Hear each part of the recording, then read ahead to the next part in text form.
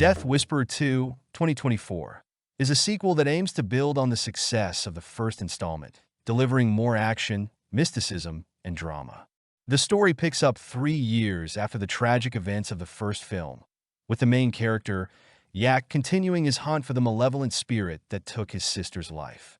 The focus shifts to the eerie Phantom Woods, where much of the action unfolds. While the film strives to keep viewers on edge, not everything works seamlessly. The story resumes where the first movie left off. Yak is determined to confront the spirit that inhabits a tree in a spectral miniature manner.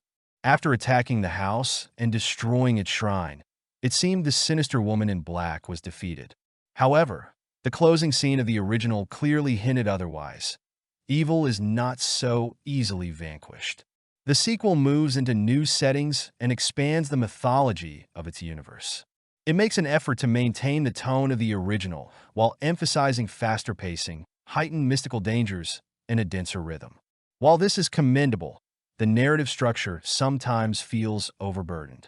The central conflict with the spirit is the driving force, but along the way, the characters face numerous challenges, some of which fail to add depth to the story. Death Whisperer 2 attempts to balance horror with moments of light humor. At times, it succeeds. Comedic relief softens the tension and adds charm. Yet there are missteps, with certain humorous scenes feeling out of place, particularly during critical moments, disrupting the horror atmosphere. The effects and sound design support the film's dark tone, but the tension relies on familiar techniques, primarily jump scares. These work for a quick shock, but often fail to leave a lasting impression of fear. Amid the narrative's ups and downs and uneven direction, the cast stands out.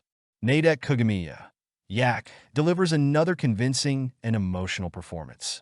His character is more than a spirit hunter. He is a man grappling with personal tragedy, and Kugamiya portrays this with nuance and depth.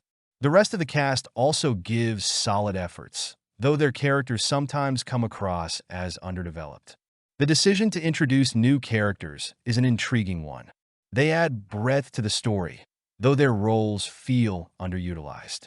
Instead of enriching the plot, they often seem like horizontal expansions rather than vertical developments. While the storylines occasionally fall short, the film's visuals are captivating. The Phantom Woods is a true visual feast. Shadowy trees, menacing silhouettes, and a play of light and darkness create a sense of the unknown. The cinematography enhances the action sequences, making them more gripping. These visual elements make up for some of the weaker narrative choices, but cannot entirely salvage the overall impression.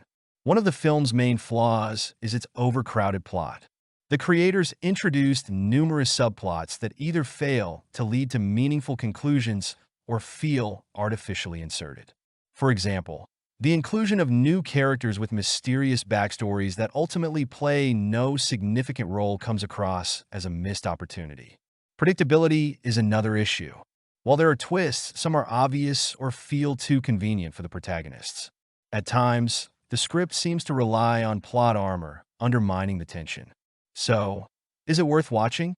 Death Whisperer 2 is a sequel with ambitions that unfortunately doesn't always meet expectations. It will please viewers who enjoy dynamic storytelling, mysticism, and visual effects, but may disappoint those seeking deeper narratives or true horror.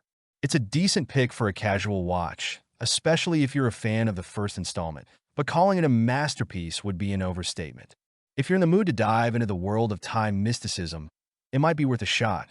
However, if you're expecting a multilayered drama with a perfectly crafted plot, you might want to look elsewhere.